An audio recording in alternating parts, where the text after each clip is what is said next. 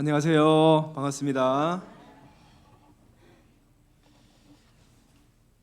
오늘의 말씀의 제목은 약할 때 강함 주시는 하나님.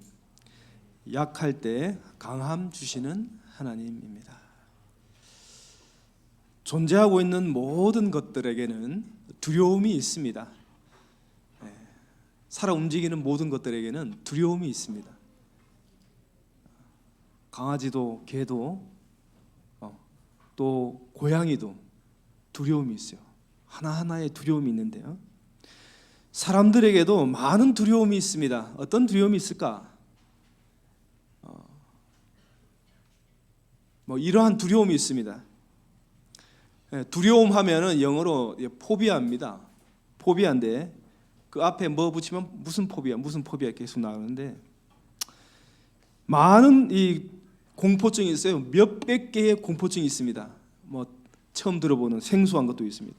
우리가 잘 아는 고소공포증, 고양이 공포증, 광장 공포증, 남성 공포증, 대인 공포증, 고독 공포증, 혼자는 도저히 못 지내는 사람, 폐쇄 공포증, 곤충 공포증이 있습니다. 벌레 보면 힘들어하는 발표 공포증이 있습니다. 사람들 앞에서 말하기를 두려워하는 햇빛 공포증도 있고요. 물 공포증, 그 다음에 뭐가 있습니까? 결벽증, 오염이나 세균에 대한 공포증, 이런 겁니다. 새 공포증도 있고, 또 주사기 공포증이 있어요. 뾰족한 거에 대한 공포증이 있는 사람도 있어요.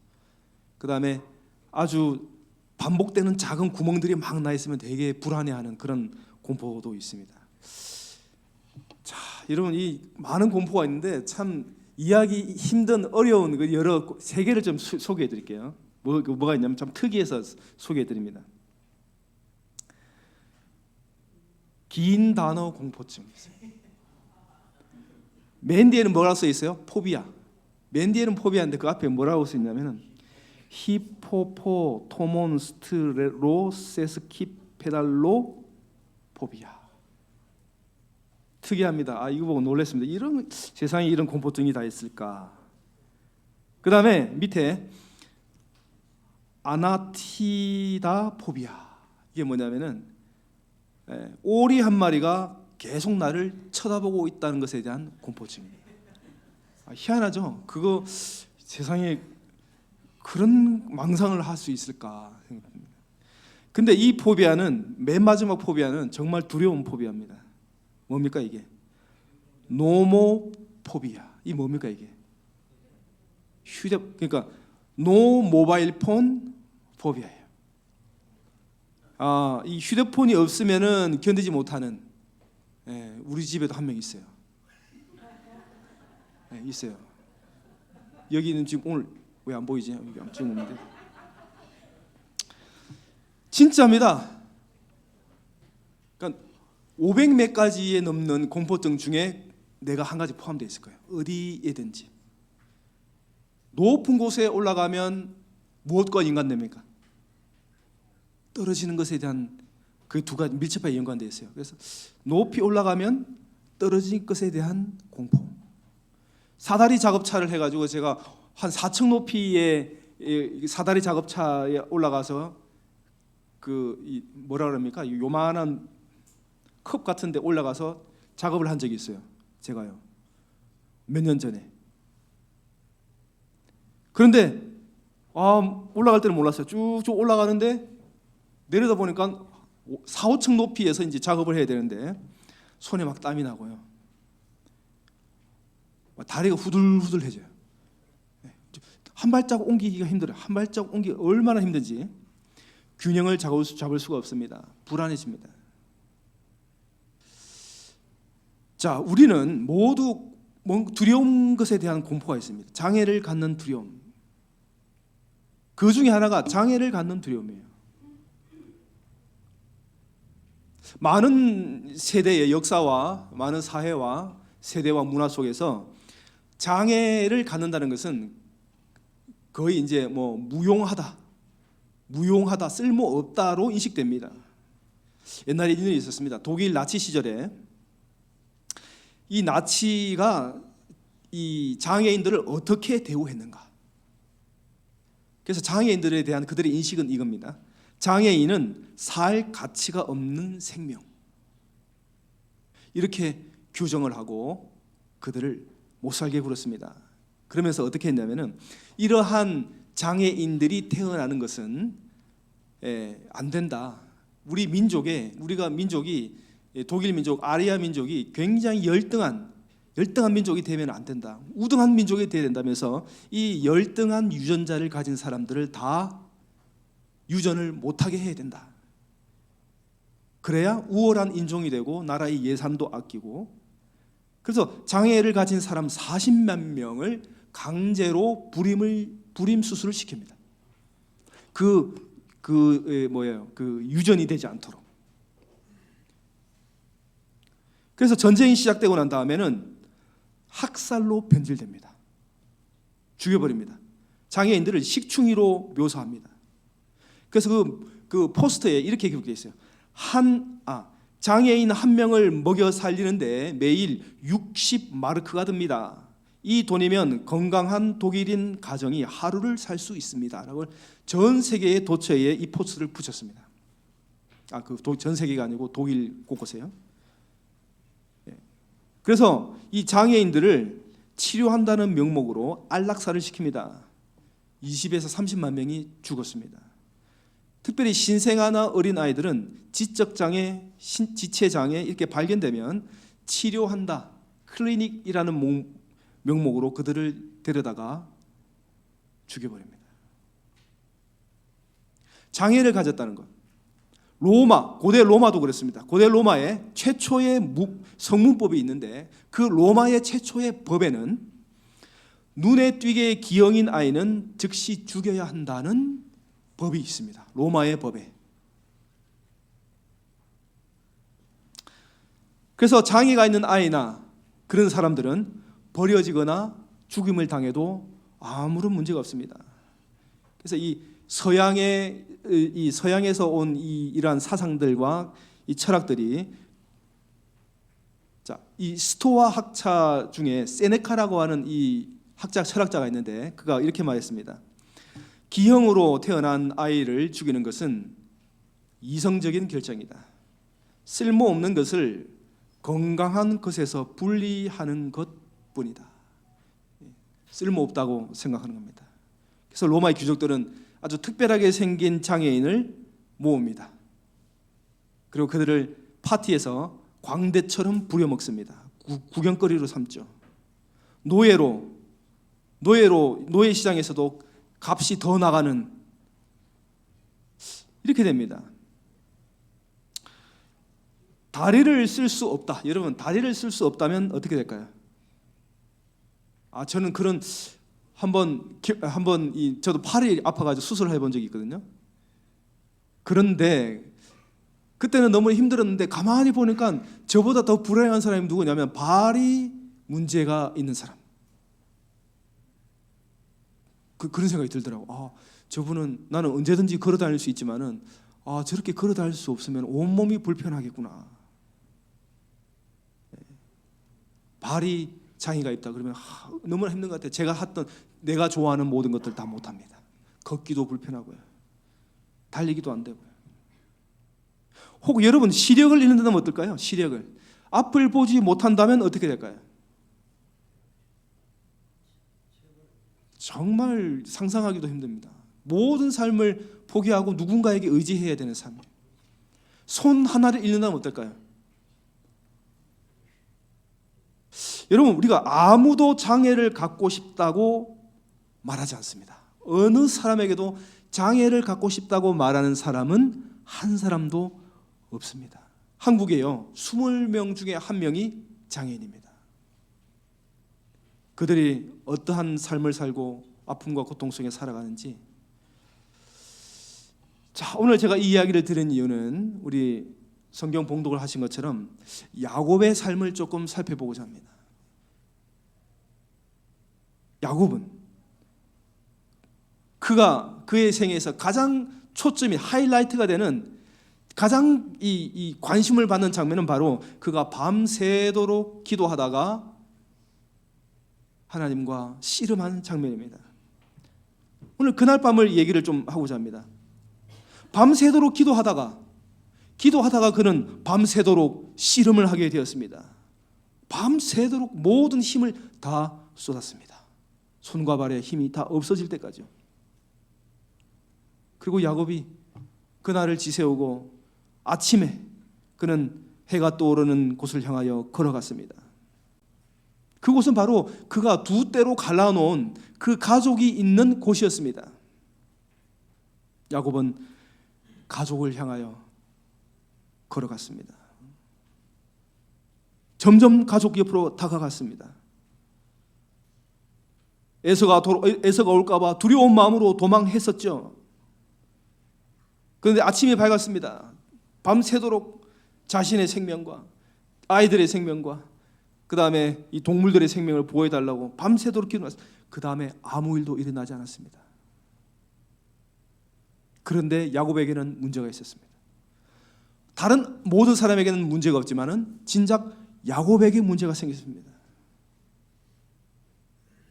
그 문제를 안고 떠오르는 이 햇볕을 맞으며 아침에 가족을 향해 출발합니다. 수평선 너머로, 지평선 너머로 누군가가 걸어오고 있는 모습을 봅니다. 가족들이요. 지난밤에 아버지가 없었는데 그 아버지를 기다리고 있는데 저기 지평선 저기 먼 곳에, 저 초원 넘은 곳에 어떤 한 존재가 쩔뚝이면서 걸어오고 있습니다. 가까이 오는데 분명히 아버지의 옷이에요. 아버지의 옷을 입고 걸어오고 있습니다. 걸음걸이는 야곱이 아니었습니다. 힘겹게 걸어오고 있었습니다. 점점 가까이 오고 있습니다. 여러분, 그 야곱의 자손들, 아들들, 그 손자들이 가만히 보니까 그 존재에 대하여 물음을 갖습니다. 어린 아이 하나가 얘기를 하고 있습니다. 어린 아이는 뭐 이것저것 생각 안 합니다. 생각하는 대로 말하죠. 필터링을 하지 않습니다. 근데 그 어린 아이가 뭐라고 말하냐면 그 쩔뚝이면서 가까이 다가온 할아버지에게, 할아버지요, 왜 쩔뚝거려요? 무슨 일 생겼어요? 왜 이렇게 이상하게 걸어요? 똑바로 좀 걸어봐요. 그리고 지금 손에 쥐고 있는 지팡이는 뭐예요? 왜 그 지팡이를 짚고 있어요? 아이들은 그냥 말해버립니다. 느낀 대로, 생각하는 대로. 야곱이 뭐라고 그랬을까요? 야, 나 지난밤에 꼬박 세웠어. 내 몸을 봐. 지금 흙투성이야. 난 지난밤 하루 종일 밤이 새도록 씨름을 했단 말이야. 그러니까 아이가 물어봐요. 누구랑 했어요? 누구랑 씨름을 했어요? 야곱이 말했죠. 하나님이랑 했어. 아이가 깜짝 놀랍니다. 누구랑 했다고요? 하나님이랑 했다고요? 아이는 깜짝 놀랍니다. 할아버지, 하나님이랑 씨름했다고요? 와, 할아버지 정말 멋있어요. 이겼어요, 졌어요? 할아버지, 하나님 이겼어요, 졌어요? 이렇게 살아계신 거 보니까 할아버지가 이긴 것 같네요.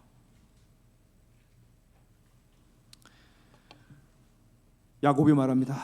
농담이 아니야. 난 정말 하나님과 밤새도록 씨름했다. 온 가족이 말도 안 된다고 말합니다. 아니야, 나는 하나님과 씨름했어. 밤새도록 힘을 다 빼고 이제는 장애까지 얻은 그 야곱이 그날 아침 가족들에게 했던 말은 바로 이 말입니다. 내가 태어날 때부터 나는 장애가 있었던 것 같아. 지금 야곱이 하는 말이에요.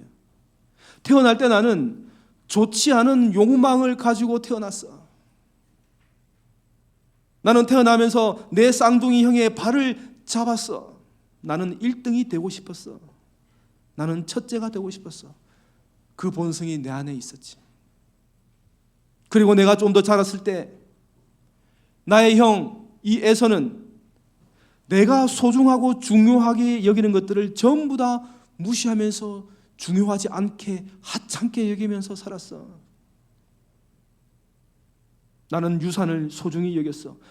이삭과 아브라함과 이삭과 그들에게 하신 하나님의 약속들 말이야. 나는 그것들을 소중히 지키고 싶었어. 그리고 우리의 가문을 지키고 싶었어. 그런데 그게 에서에게 넘어가면 완전히 사라질 것이라는 걸, 완전히 망할 것이라는 것을 알고 있었지. 왜냐하면 그는 하나님의 약속, 하나님의 은혜, 그것을 소중히 여기지 않았어. 그래서 나는 그의 장자권을 빼앗기로 했어. 그에게 돌아갈 유산을 돌아가지 못하게 하려고 했어. 그래서 나는 작은 계약서를 만들었어. 그리고 그에게 거기에다가 사인하게 만들었어. 어떻게 사인하게 만들었냐고?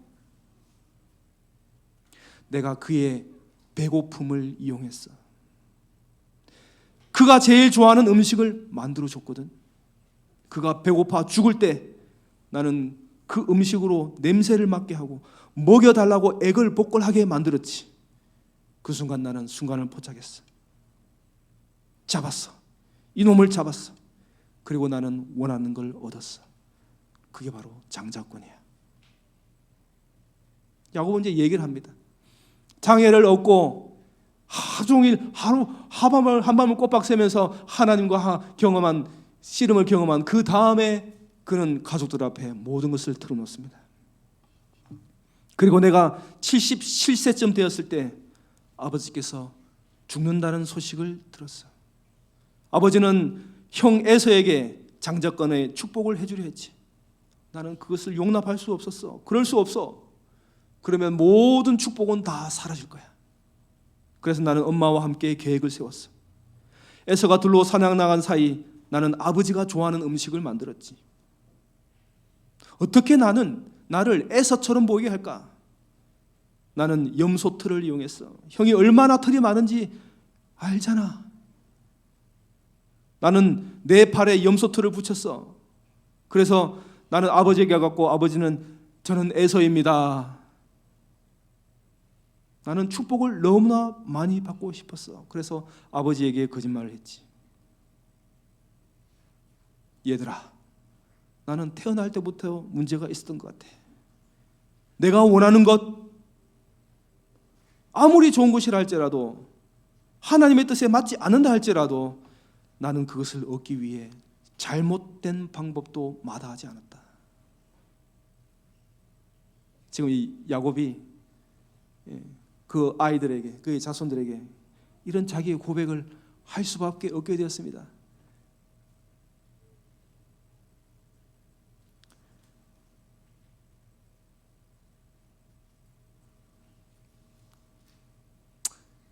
이 야곱의 인생을 우리가 보면서 정말 나는 야곱과 같은가 아니면 야곱과 같지 않는가? 여러분 어떻습니까? 저는 그렇게 느껴집니다. 내 인생 내내 나는 야곱과 같다는 생각이 종종 듭니다.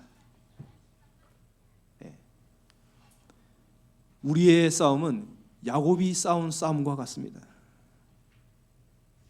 그도 하나님의 계획을 원했습니다. 왜냐하면 엄마 아빠의 신앙을 받았기 때문에 그의 조상의 언약을 들어왔기 때문에 그도 하나님의 계획을 간절히 바랬습니다마는 정작 그는 자신이 짠 계획을 실행하고 있었습니다.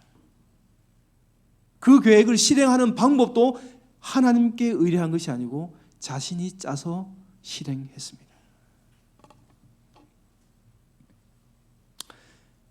야곱이 밤새도록 씨름을 하고 얻었던 장애를 얻고 난 다음에 얻었던 교훈은 바로 그 교훈이었습니다.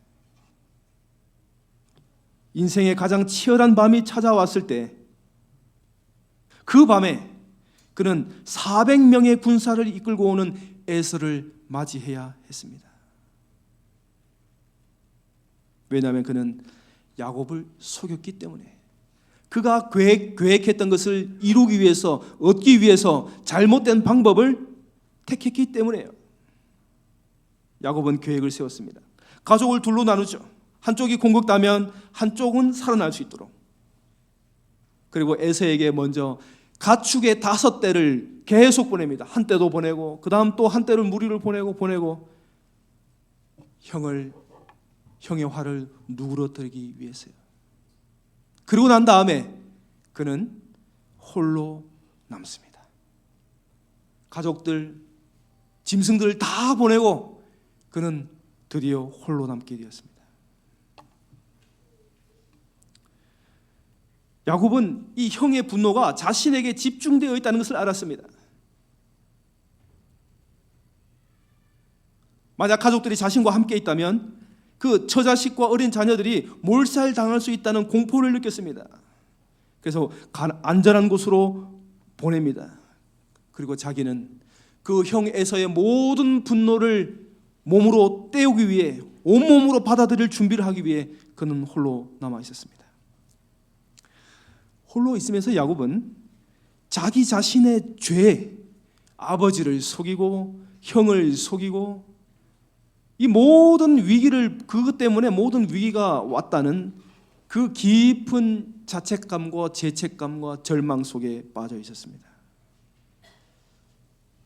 그는 자신의 힘으로 자기의 가족들을 살릴 수 없다는 것을 알았습니다. 그래서 그는 조용히 홀로 남아 있습니다.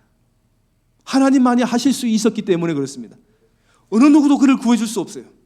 어떤 사람이 나타나서 군사적으로 에서를 막을 수도 없었습니다. 부조와 선지자에는 야곱이 낮은 자세로 땅에 엎드려 밤을 새워 기도했다. 땅에 엎드려 밤을 새워 기도했다.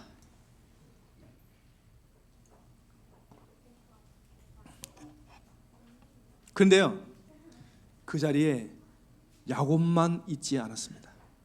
야곱이 혼자 있지 않았습니다. 그게 누가 왔을까요? 누가 찾아왔을까요?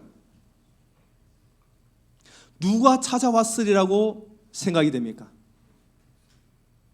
한 번만 크게 말씀해 주세요. 누가 왔냐면요, 사탄이 찾아왔습니다. 그를 낙담하게 만들려고. 그러나 동시에 그 자리에 예수님도 함께 있었습니다.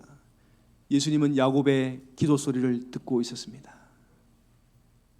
야곱이 뭐라고 기도했을까요? 하나님, 제 자녀와 제 목숨을 지켜주십시오. 제가 잘못한 모든 것을 다 주님께 얘기를 했습니다. 필사적으로 기도하고 있습니다.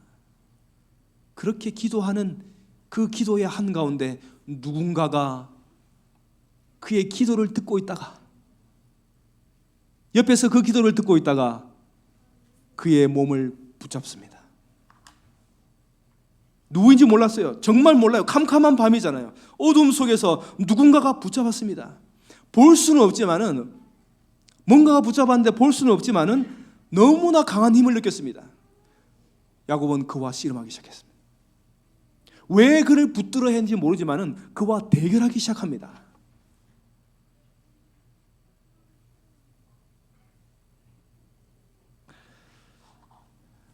저는 이 대목을 생각하면서 한 인물을 떠올립니다. 여러분, 레슬링 하면 누가 떠올립니까? 저는 김동선 목사님이 떠오릅니다. 오늘 오시기로 했는데 안 오셨네요. 자, 김동선 목사님. 그래서 우리 김동선 목사님이 소시적에 어떻게 레슬링을 하셨을까? 그 사진을 구할 수는 없지만은 정말 우리 AI 선생님께 부탁했더니 이렇게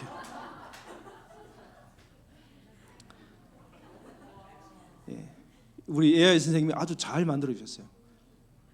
어렸을 때 얼굴이 좀 있는 것 같아요. 자, 여러분, 이 레슬링 선수한테 잡히면 어떻게 될까요? 거의 뭐 뼈가 으스러질 정도로 거의 뭐 뼈가 남지 않습니다. 아마 질식해 죽든지. 근데 야곱은 말입니다. 제가 이 장면을 좀 다른 장면으로 바꿀게요. 너무 집중하시는 것 같아서. 야곱은 정말 힘이 센 사람이에요. 야곱 힘 셉니다. 우리가 알고 있는 것처럼 뭐 장막 안에 거하기 때문에 뭐 뭐 여자처럼 뭐 이게 술을 놓고 이런 사람이 아니에요. 왜 그러냐면은 그가 라헬에게 먼저 갔을 때, 자기 아내를 삼기 위해서 라헬에게 갔을 때 라헬 앞에서 무슨 일을 했냐면은 엄청나게 큰 돌을 옮깁니다. 라헬이 그게 보고 감탄해요. 힘이 센 사람입니다. 한번 보겠습니다. 이게 아닌데 여기입니다. 야곱이 그의 외삼촌 라헬과 그의 외삼촌 라반의 양을 보고 나아가서 우물 아구에서 돌을 옮기고 외삼촌 라반의 양떼에게 물을 먹이고. 자, 이게 돌을 옮기는데 이 돌은요 우물을 막아놨습니다. 물이 고여 있거든요. 그 물이 증발하지 않기 위해서 뭐 짐승이 와서 똥 싸지 않고 그다음에 뭐 불순물이 들어가지 않기 위해서 큰 돌로 된 그걸로 막습니다. 그런데 이걸 갖다가 그 무거운 돌을 누가 옮기냐면 야곱 혼자 옮깁니다. 그래서 라헬이 깜짝 놀랐어요. 근데 라헬이 그때 나이가 몇 살인 줄 아세요? 도망가가지고 그 외삼촌의 집에 갔을 때 야곱의 나이는 몇 세예요? 77세예요. 보통 목자들이 함께 그 돌을 옮깁니다. 그런데 야곱이 라헬 앞에서 번쩍 그 돌을 옮겨버립니다. 이렇게 힘이 센 야곱이 살기 위해 버둥대고 있었습니다. 벗어나려고 답답함, 그 질식해 오는 그 힘에 벗어나려고요. 안 그러면 질식해 죽어요. 레슬링은 사람을 질식시키거든요. 뼈를 부러뜨리거든요. 어느 순간 치명적인 순간이 일어났습니다. 그 사람의 손이 더 이상 힘이 없어 버둥거리는 그 야곱의 고관절의 뼈를 손을 댑니다. 왜 그랬을까요? 왜 야곱에게 그럴 수 없는 장애를 입힌 걸까요? 그는 수십 년간 자기의 인생을 자기가 설계하려 했기 때문입니다. 자기의 방식을 따르고 자기의 방식을 고집하고. 그래서 야곱은 불구가 되었습니다. 자, 그런데요, 장애 이전에, 불구 이전의 삶과 불구 이후의 야곱은 완전히 달라졌습니다. 불구가 되고 난 다음에 그는 하나님을 보게 되었습니다. 하나님을 신뢰할 수 있게 되었습니다. 그는 곰곰이 생각해 봅니다. 내가 함께 밤새도록 그 씨름했던 그 존재는 사람이 아니었다는 느낌을 받습니다. 그러면서 그는 그 순간, 씨름하는 순간, 이거는 사람이 아니구나, 에서가 아니구나, 에서가 보낸 어떠한 장수가 아니구나. 그는 절대적 하나님의 힘을 느끼고 그를 붙들기 시작합니다. 절뚝거리고 아프고 고통이 있더라도 그 절대적 신 같은 그를 놓치지 않기로 굳게 붙잡습니다. 나중에 그는 알게 됩니다. 그 싸움이 끝나고, 그리고 이 고관절 뼈에 이 뼈가 없어지고 난 다음에, 불구가 되고 난 다음에 그는 깨닫습니다. 이분이 누구였던가. 단순히 하루 종일 밤새도록 주먹 싸움을 한 것이 아니고 그는 우주적인 하나님이었구나. 그는 하나님을 놓지 않겠다고 결심합니다. 그리고 그가 어려서부터 그렇게 원했던 것, 바로 하나님께서 주신 축복, 하나님의 언약, 그것을 놓지 않겠다고 그를 굳게 붙잡은 겁니다. 아브라함과 이삭과 그에게 하신 약속, 하나님의 언약. 과거의 축복은 속임수로 얻었습니다. 그렇게 해서 손에 쥐을 수 있을 것이라고 생각했습니다. 그러나 지금은 진짜 축복, 하나님 아버지로부터 받는 축복을 갈망하고 있었습니다. 그는 유일한 기회를 포기하지 않았습니다. 여러분, 우리가 기도할 때 어떻게 기도해야 할까요? 우리는 기도의 리스트를 다 펼쳐놓고 1번부터 10번까지 쭉 읽어나갑니다. 이것도 주시고 저것도 주시고 이렇게 해주시고 저렇게 해주시고. 그러나 진짜 우리는 하나님의 진정한 축복, 그분이 나를 변화시키는 것, 내가 하나님 안에서 새로워지는 것, 정말 그거를 갈망하면서 야곱처럼 우리가 기도합니까? 우리 안에는 야곱의 성품이 있습니다. 야곱의 성품이 있습니다. 그는 깨닫습니다.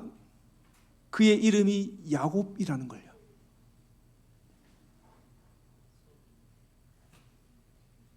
그는 아버지에게 거짓말했습니다. 아버지, 저 에서예요. 형을 고묘하게 속입니다.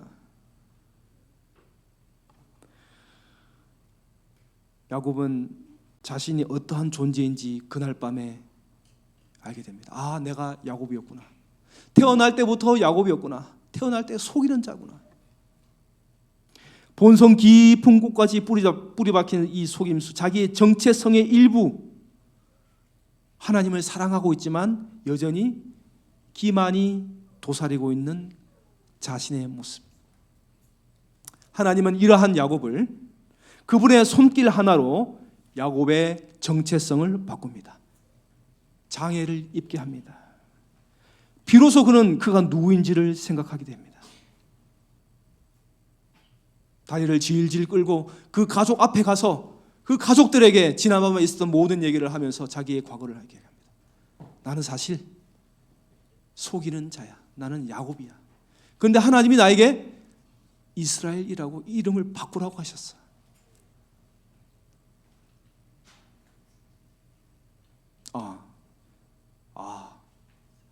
잠깐만요.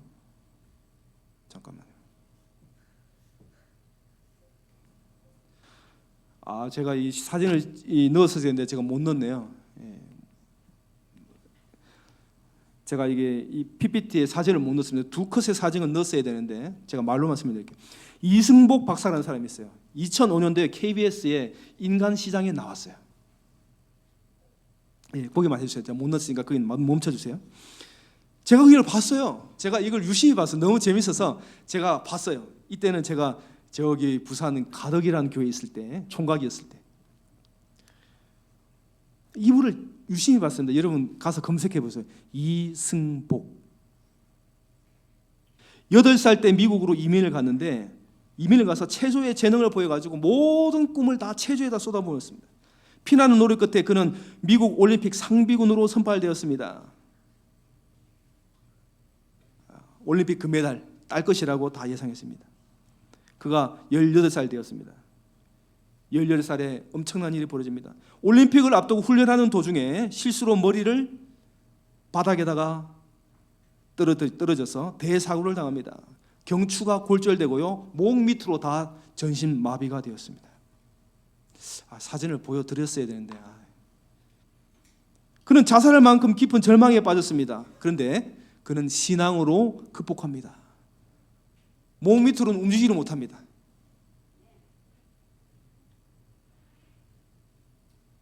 그런 신앙을 통해서 하나님을 만났고 그 불구를 통해서 하나님을 만나서 그는 결심합니다. 자신처럼 몸이 불쌍한 사람들을 고쳐주겠다는 결심을 합니다. 그래서 그는 의사가 되기로 결심합니다. 그는요, 사지마비예요. 공부를 하려면 손이 있어야 되는데 입에다 펜을 물고 공부를 하기 시작합니다. 뉴욕대를 거치고 콜롬비아대를 거쳐서 다트머스 의대를 졸업합니다. 결국 그는 미국의 최고의 병원인 존스 홉킨스 병원의 재활의학과 수석 전문의가 됩니다. 그러면서 휠체어를 타고 찾아다니는 사람들에게, 찾아다니면서 모든 환자들에게 자신의 모습을 보여줍니다. 내가 이래. 자신의 스토리를 얘기해 줍니다. 내가 이랬어. 내가 지금 몸이 이 꼴이야. 그러면서 그 환자들을 치료합니다. 희망을 줍니다. 재활하려고 하는 사람들.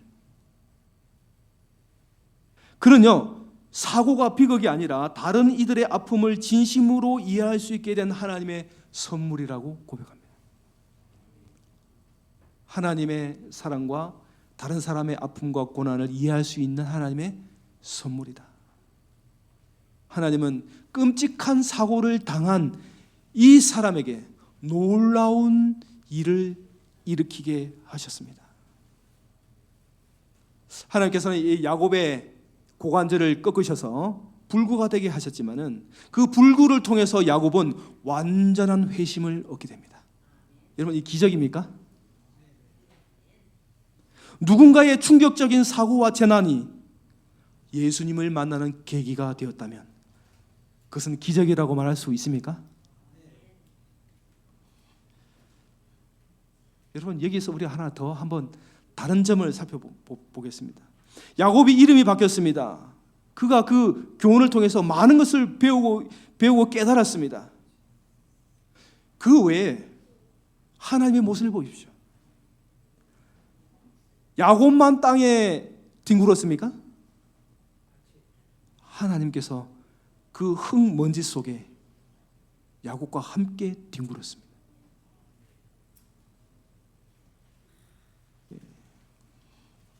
하나님은 낮아질 준비가 되어 있으신 분입니다. 더러워질 것을 마다하지 않으십니다. 왜요? 우리를 깨우쳐 주시려고요. 그것을 위해서 어떠한 수고도 감당하신다는 거죠. 하나님은 절대로 나는 너무 거룩하기 때문에 너와 함께 먼지에 있을 수 없어. 썩은 웅덩이의 한복판에 내려갈 수 없어. 너를 위해서 대신 싸워줄 수 없어. 그렇지 않았습니다. 야곱은 자기 엉덩이 관절을 맞아 고통을 겪었을 때 그 고통 속에서도 더 강하게 하나님을 붙들었습니다. 우리는 장애를 통해서 하나님께 더욱 매달리는 법을 배웁니다. 이제 야곱이 그것을 알게 되었습니다. 아, 내가 죄 가운데 태어났구나. 기만의 정신으로 태어났구나. 교만의 정신으로 태어났구나.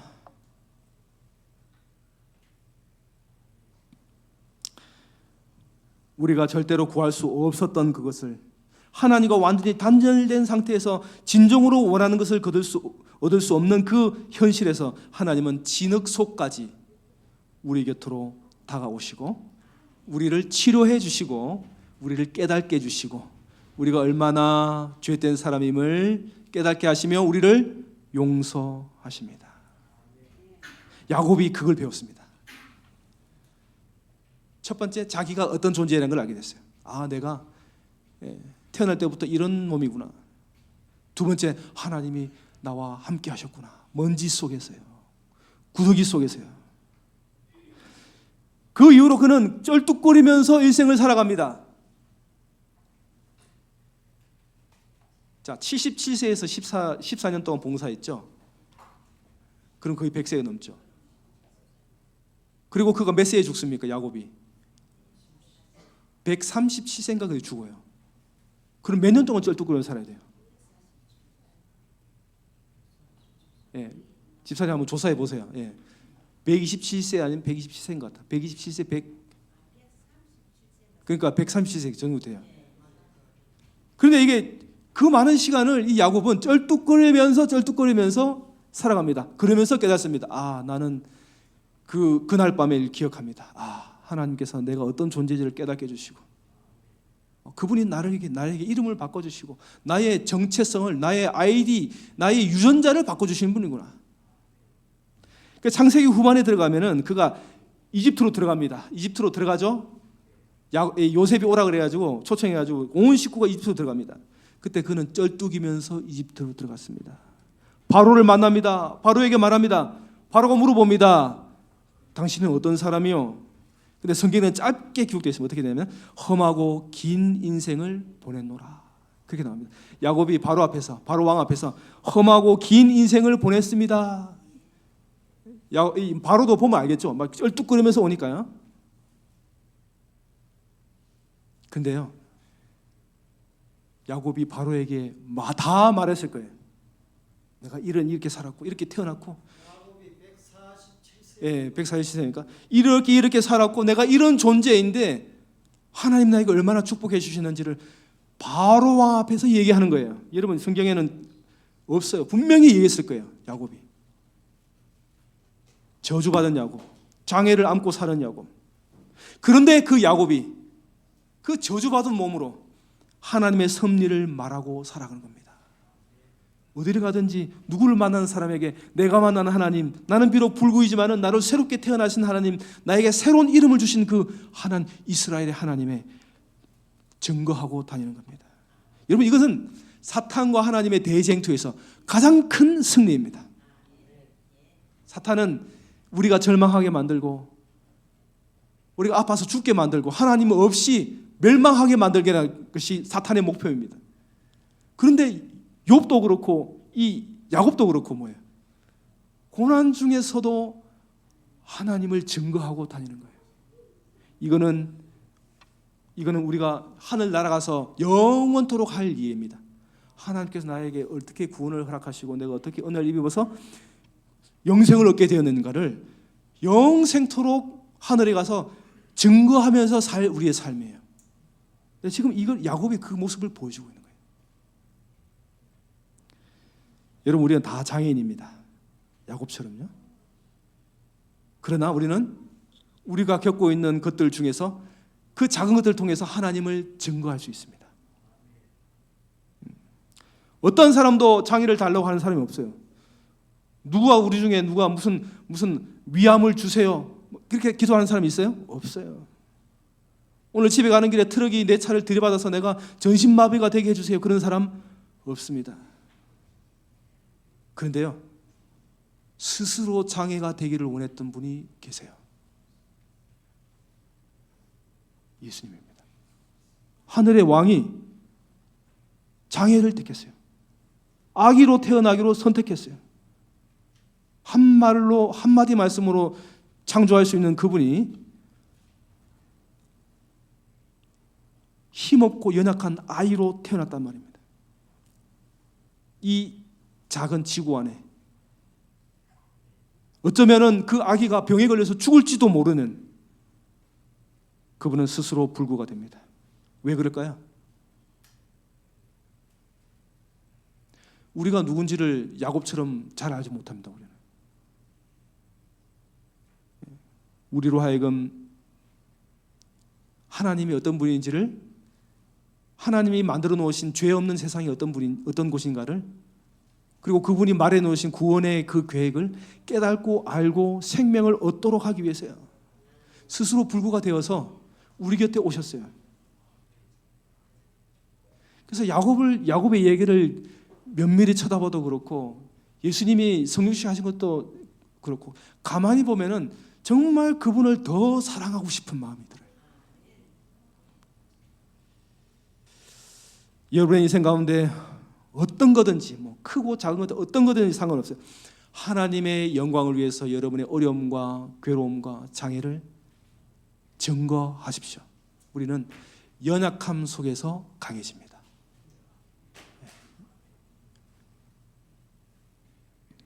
우리가 예수님을 굳게 붙들고 있다면 어떤 대가를 치르더라도 예수님을 굳게 붙잡겠다고 결심한다면, 그리고 우리가 이렇게 기도할 수 있어요. 하나님, 제가 가진 것은 이것밖에 없지만은 제가 이것을 통해서 다른 사람을 축복하는 삶을 살겠습니다. 다른 사람을 영생의 길로 인도하는 그 도구가 되겠습니다. 그래서 이 야곱과 같은 마음, 우리의 기도를 바꾸고 우리의 마음을 바꾸고 열심을 달라고 기도하고 예수님을 꼭 붙잡고 살아가는 여러분과 저의 삶이 되기를 간절히 바랍니다.